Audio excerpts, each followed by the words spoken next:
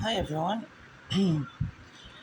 I'm Miss Maggie, and today I'll be doing a short teach back about how to be an effective teacher, and what I'll be sharing with you today is about classroom management. If you look at the PowerPoint on the screen, um, you see that we're going to be discussing, like I said, classroom management, how to be an effective teacher.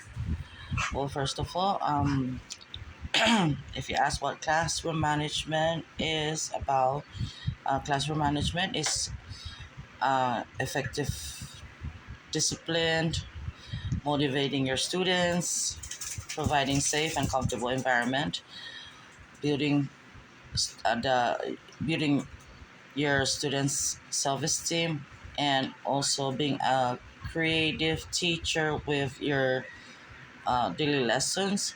And as far as like being um, having effective discipline in the classroom is that when you as soon as you walk in the door, you make sure that everything is all set in place. uh, Sittings are arranged. Your students know what to expect when they enter your classroom, and they know what is expected of them to do once they enter a classroom. At the same time, motivating your students, being positive and just uh, reassuring them that anything is possible, even though they feel like they're failing, but you're there, uh, giving them that sense of security that they can do their work and they can be successful. Providing a safe and comfortable environment is having your classroom set up where your students feel comfortable and safe to enter, and they have, in other words, like you would say, maybe like a sense of uh, comfort, like they would if they're at home. And building their self-esteem is helping them believe in themselves, in other words, that they are capable of achieving their goals, and being being creative with your daily lessons is you always coming up with different ideas, different agendas on daily basis, and coming up with different lessons where you keep your students focused and you keep their attention, and in other words, they don't ever get bored in your classroom. So another thing about classroom management is consistency in the classroom, and consistent classroom is predictable, reliable, dependable, and stable. And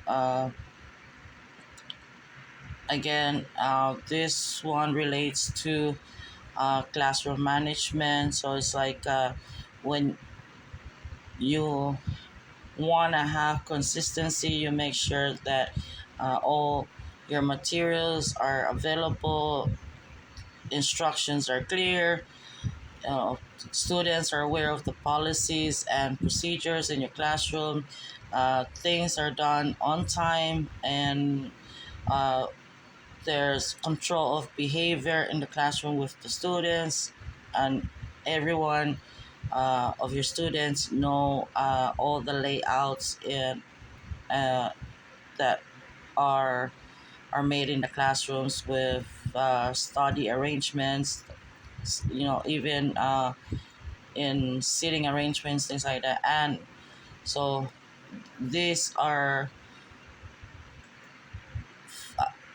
related to being consistent in a classroom or having a consistent classroom. And another one would be the three characteristics of being an effective teacher. As an effective teacher, you have positive expectations of student success. You don't expect your student to fail. You persuade them, you motivate them, and through all your motivations or supports with your students, of course, you have positive expectations of each of your students' success. And having an extremely good classroom management, again, as we described in slide 2, and that would be having effective discipline, motivating your students, providing safe and comfortable environment, building student self-esteem, and being creative with your daily lessons. So,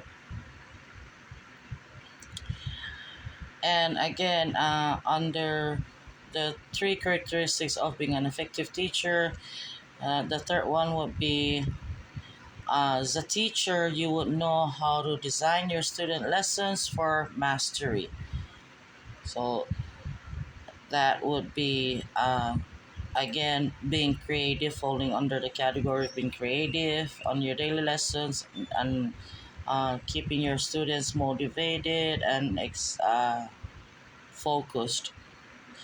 So, last but not least, the Wong's belief as being of how to be an effective teacher. Okay, it would be teachers go through 4 stages of development. First stage would be fantasy, second survival, third mastery, and fourth impact. Fantasy is when you enter your classroom having unrealistic expectations, uh, as a teacher coming from your students. In other words, like unrealistic imagined teaching scenarios. You know, you walk into the classroom and you expect that everything's just gonna come easy to you. Survival would be just getting getting by day, but getting by day to day, and that would be just you pretty much walking into your classroom. You sit your students down at their desk, and then you tell your students, okay, students, open up to chapter 6, read the first paragraph, second, third, and fourth, and then do a short summary of those or 4 paragraphs that you read.